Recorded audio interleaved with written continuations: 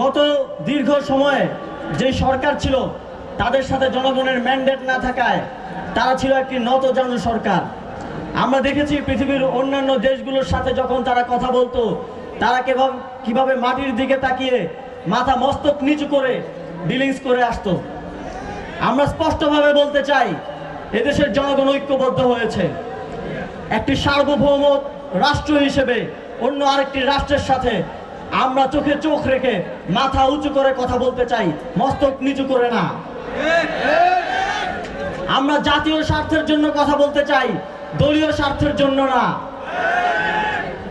যারা সীমান্তে এখনো আগের নতজানু সরকারের কথা ভেবে হত্যা অব্যাহত রেখেছে, তাদেরকে আমরা স্পষ্টভাবে দেশের জনগণের পক্ষ থেকে একটি স্টেটমেন্ট দিতে চাই।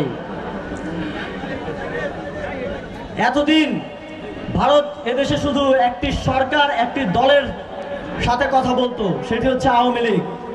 এখন আর সেই সুযোগ নেই। এখন কথা বলতে হবে দেশের জনগণের সাথে।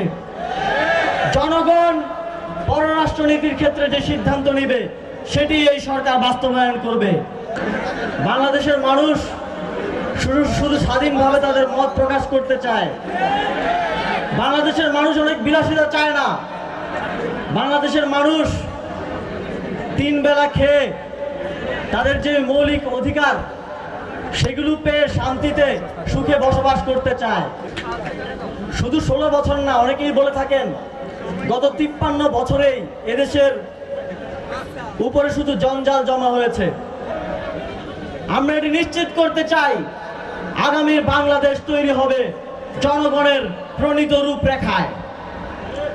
আপনারা যেই রূপরেখা দেবেন, আপনাদের প্রতিনিধি হিসেবে আমরা ক্যাবিনেটে বসে সেটি বাস্তবায়নের দায়িত্ব পালন করে যাব শুধু।